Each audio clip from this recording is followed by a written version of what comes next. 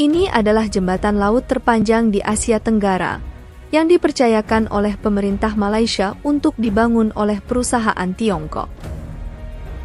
Proyek besar ini menghabiskan biaya 24 triliun rupiah dan memakan waktu 6 tahun untuk menyelesaikannya.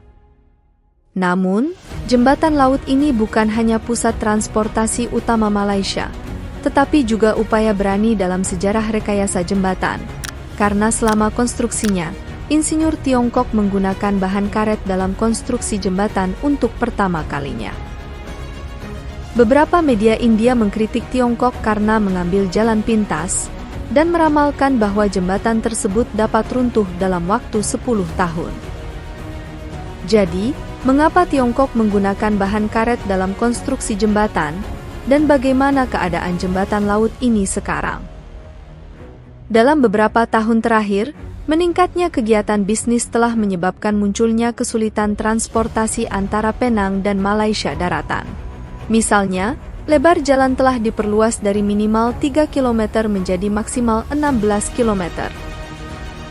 Kesulitan yang terjadi secara alami ini membatasi komunikasi antara kedua wilayah, sehingga mempersulit upaya untuk mengurangi kemacetan lalu lintas.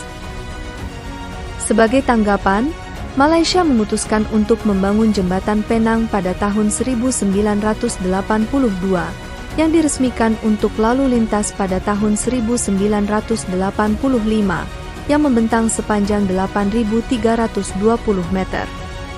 Penyelesaian jembatan ini tidak hanya membangun hubungan antara Penang dan Semenanjung Malaya, tetapi juga mengurangi waktu tempuh bagi penduduk di kedua sisi menjadi hanya 2 jam. Namun, seiring berjalannya waktu, jembatan yang dulunya bebas arus semakin menghadapi kemacetan karena meningkatnya kegiatan komersial. Untuk mengurangi tekanan ini, Malaysia telah memilih untuk membangun jembatan tambahan yang menghubungkan Penang dan seberang perai. Namun, selama 2 dekade terakhir, Malaysia berkonsentrasi pada pertumbuhan ekonomi yang telah menyebabkan infrastruktur relatif kurang berkembang dan kurangnya kapasitas untuk secara independen melakukan proyek-proyek berskala besar seperti jembatan.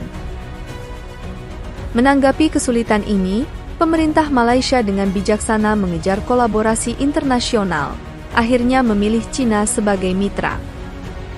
Pilihan ini dipengaruhi oleh hubungan persahabatan yang telah lama terjalin dan kerangka kerjasama yang kuat yang dibangun antara kedua negara.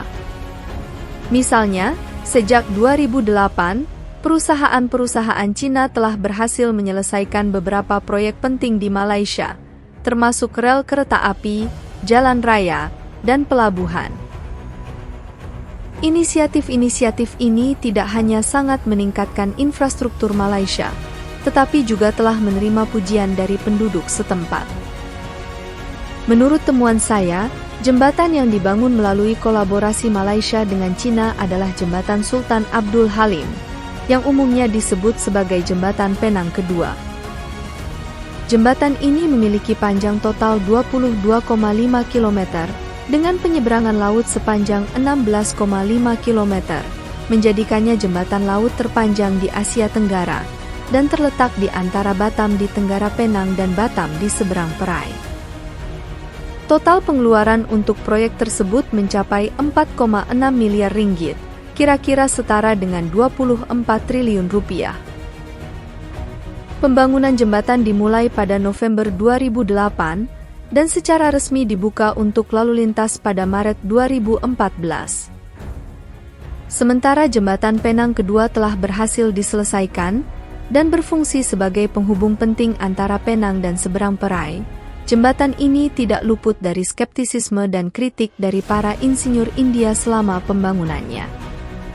Beberapa bahkan melangkah lebih jauh dengan mengklaim bahwa Cina telah mengambil jalan pintas, dengan meramalkan bahwa jembatan tersebut akan runtuh dalam 10 tahun.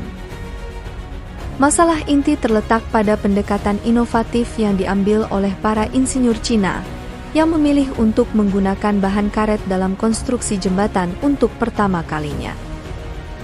Seperti diketahui, karet, sebagai polimer organik, rentan terhadap penuaan jika terkena sinar matahari, oksigen, kelembaban, dan faktor lingkungan lainnya dalam jangka waktu lama.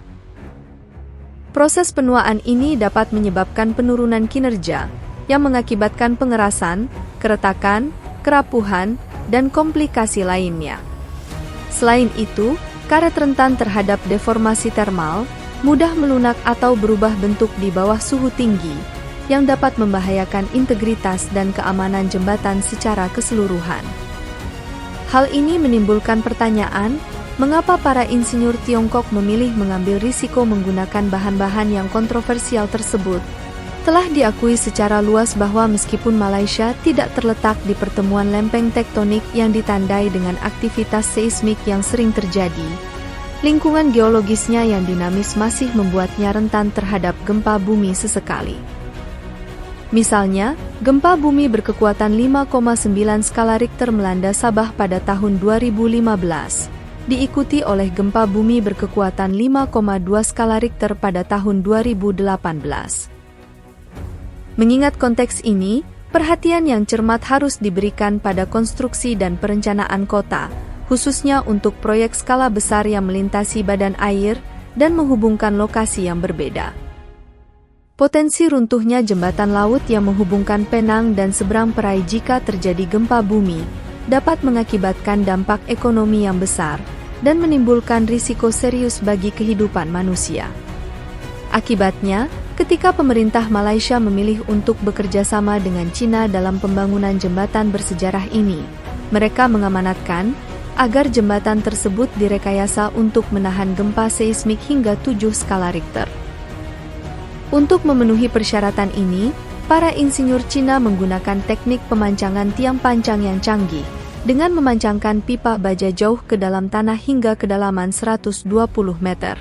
Selain itu, untuk meningkatkan stabilitas jembatan, para insinyur merancang rangka baja yang berfungsi sebagai tiang pancang penahan beban, dengan memanfaatkan 5.168 pondasi tiang pancang untuk jembatan Penang kedua.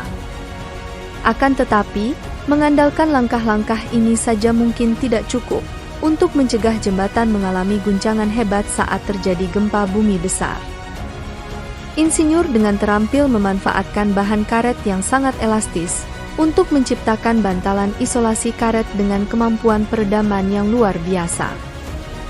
Bantalan ini secara khusus dirancang untuk secara efektif mengurangi getaran yang disebabkan oleh gempa bumi dan berfungsi sebagai penyangga selama benturan pada jembatan. Teknologi inovatif ini telah diterapkan secara luas di berbagai jembatan dan bangunan baru di seluruh Tiongkok, termasuk bantalan karet yang digunakan di Hong Kong. Jembatan Hong Kong-Zhuhai Macau, HZMB, yang dikenal sebagai jembatan terbesar di dunia, membentang sepanjang 55 km. Berkat teknologi canggih ini, jembatan Penang kedua mampu menahan gempa bumi hingga 7,5 skala Richter, memberikan perlindungan yang memadai terhadap bencana alam yang jarang terjadi di Malaysia. Khususnya, 1 tahun setelah peresmiannya, jembatan Penang kedua mencatat volume lalu lintas kendaraan sebesar 6 juta, dengan rata-rata sekitar 12.000 kendaraan selama jam sibuk. Angka ini telah melonjak ke tingkat yang luar biasa. Jembatan Penang kedua unggul tidak hanya dalam fungsionalitas, tetapi juga dalam integrasinya dengan elemen budaya Malaysia. Lampu jalan yang ditempatkan secara strategis di sepanjang jembatan memastikan penerangan malam yang cukup bagi pengemudi. Selain itu, lampu LED yang dipasang di atas jembatan meningkatkan visibilitasnya di malam hari, mengubahnya menjadi bangunan yang menarik jutaan wisatawan setiap tahun. Penting untuk ditegaskan bahwa tidak ada kecelakaan yang dilaporkan terjadi di jembatan Penang kedua sejak dibuka. Dalam beberapa tahun terakhir, banyak jembatan yang dibangun di India sering mengalami keruntuhan, yang menjadi argumen kuat bagi para skeptis. Akibatnya, setelah selesainya jembatan Penang kedua, Maladewa berupaya bekerja sama dengan Tiongkok, yang menghasilkan pembangunan jembatan persahabatan Tiongkok-Maladewa. Pembangunan jembatan ini dimulai pada tanggal 30 Desember 2015, dan selesai sepenuhnya serta dibuka untuk lalu lintas pada tahun 2018. Peresmian Jembatan Persahabatan Tiongkok-Maladewa telah secara signifikan mengurangi waktu tempuh penduduk dari lebih dari 20 menit menjadi hanya 5 menit. Selain itu, jembatan tersebut telah menarik jutaan wisatawan dan menciptakan peluang baru untuk pengembangan pariwisata lokal. Apa pendapat Anda tentang jembatan yang dibangun oleh Cina ini? Jangan ragu untuk berbagi pendapat Anda di kolom komentar di bawah ini. Jangan lupa untuk menunjukkan dukungan Anda dengan menyukai dan berlangganan channel kami untuk mendapatkan video menarik lainnya.